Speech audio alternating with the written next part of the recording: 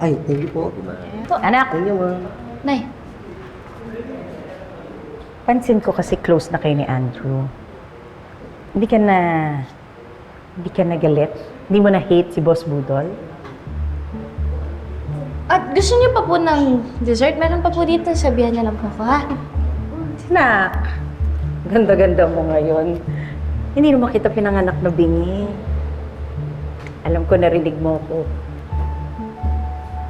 Kaya naman po kasi, bigla-bigla po yung mga tanungan ninyo, eh. Nagtatanong lang naman kasi ako. So, ano nga? Close na kayo. Siguro po kasi dati, hindi ko pa po siya ganun kakilala, kaya makaya po ako nasasabi hindi maganda tungkol sa kanya. Pero, ngayon pong kilala ko na siya, mabait naman po pala. Nagbablush ka, anak. Po? Hindi ah. Ba't mo ba ako tinutokso, Nay?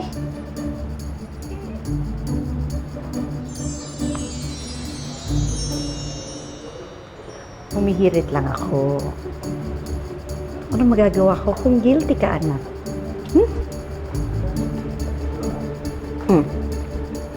Bigyan mo yung dessert sa kanya. Para maging sweet kayong dalawa. Nay, sige na nga po, pero wala lang po to ha. Bibigay ko lang po Oo ah. naman. Wala naman yun talaga. Basta sa'yo ko, anak.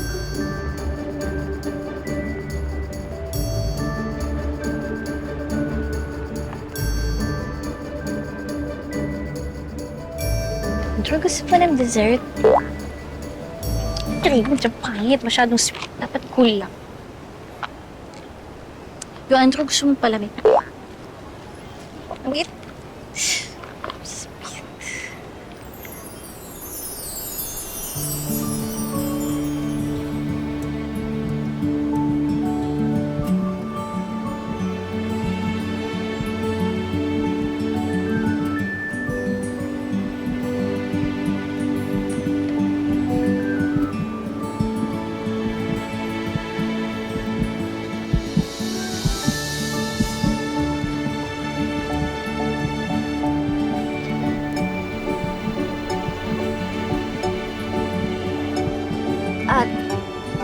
Andrew, Hindi ka ba attracted sa kanya?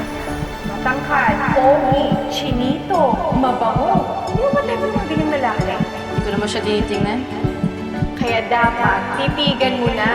Makikita mo. Nagbablush ka, anak.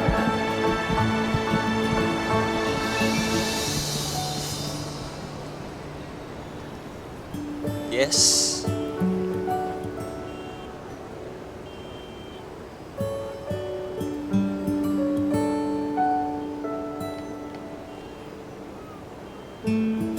Joey. Joey, huy! Joey! Ha? Ano ha? I mean, bakit mo ako tinatawag? Tinatawag? Tinatawag mo ako. Yeah. Ah, kasi Kasi... baka gusto mo ng dessert. Galit ka ba? Sarap yan. May tumatawag. Thank you.